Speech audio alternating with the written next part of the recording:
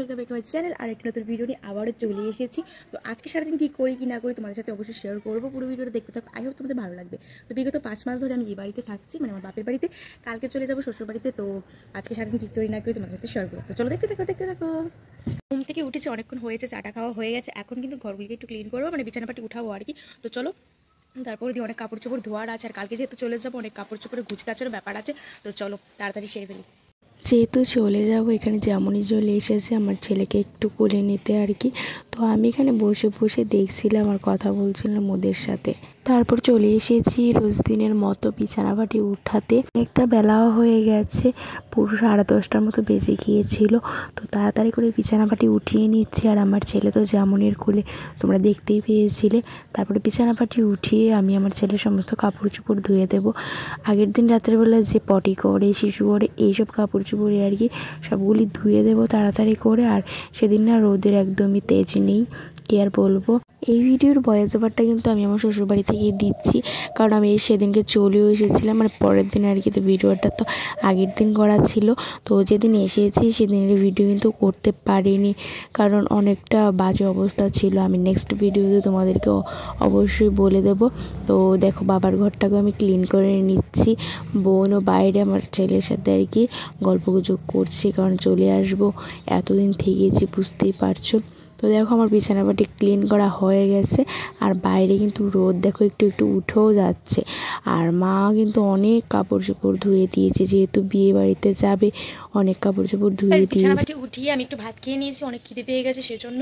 আর আজকে তো মঙ্গলবার, মায়ের নিরামিষ। তো এবার আমি একটু ভাত রান্না করে ফেলছি, কারণ মার তো রান্না করতে করতে অনেকটা টাইম লাগবে। তো সেজন্য তারপরে রান্নাও চাপিয়ে দিয়েছি। এখন মায়ের ঘরের জন্য, মানে মা যে ঘরে রান্না করবে সেই ঘরের জন্য একটু সবজি কেটে নেবো।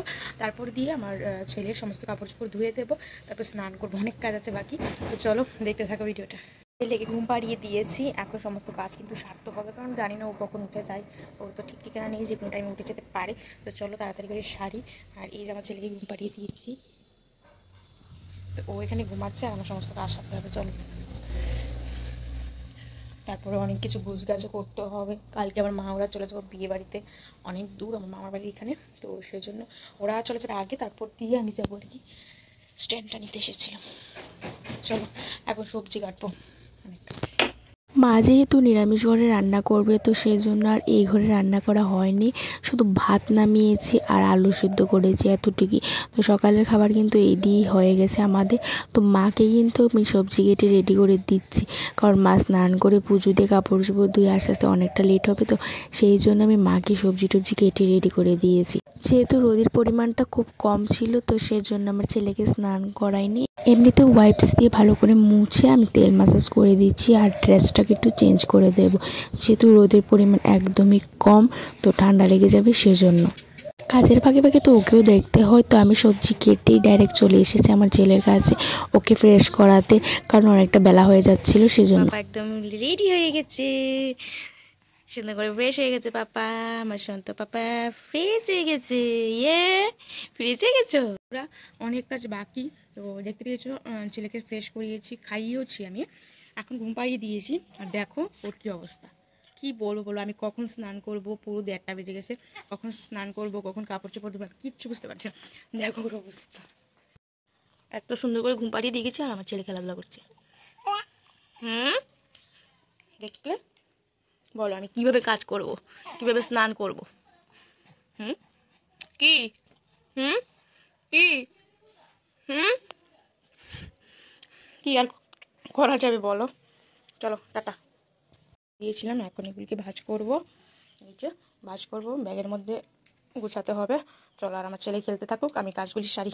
সত্যি বলতে বন্ধুরা, যখন কাপড় চোপড়গুলি গুছাচ্ছিলাম এত পরিমাণে কষ্ট হচ্ছে কি বলবো। আর এখন তো আমি শ্বশুরবাড়ি থেকে ভয়েসটা দিচ্ছি, তোমাদেরকে বলে বোঝাতে পারবো না যে কত পরিমাণে কষ্ট হচ্ছে। এই ভিডিওটাই আমার কিন্তু বাপের বাড়িতে লাস্ট ভিডিও। আজকে আমার স্নান টান কিছুই হলো না, দেখতেই পাচ্ছ। দেখতে পেয়েছিলাম আসলে খেলা করছিল, খেলতে খেলতে কান্না শুরু করে দিয়েছে। এখনো দেখো কত কথা বলছে, কি বলবো। আমার আজকে স্নান টান কিছুই হলো না, দেখতে পাচ্ছ যে নাইটিটা পরা ছিল সেটাই, স্নান টান কিছুই হলো না। তোমরা দেখতে পেয়েছি আমার ছেলে খেলা করছিল, তো খেলা করতে করতে কান্না শুরু করে দিয়েছে, এখনো কিন্তু কথা বলছে। তো চলো কি আর করবো, আর স্নান হবে না, 4টা বেজে গেছে। তো চলো দেখো তো কি বলে, কি বলে দেখো। তো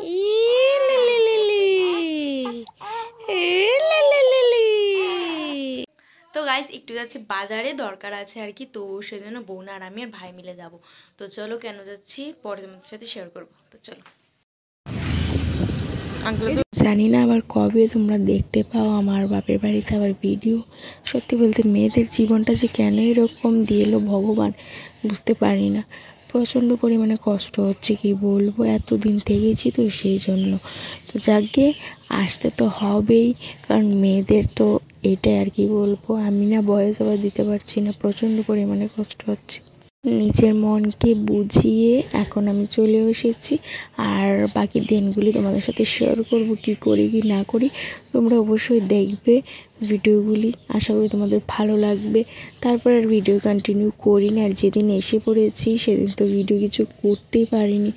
দেখো এখন কি হাসি খুশি চলছিলাম, এরপর থেকে আমার মুখটা খারাপ হয়ে গিয়েছিল। তো চলো টাটা, পরে আবার ভিডিওতে দেখা হচ্ছে।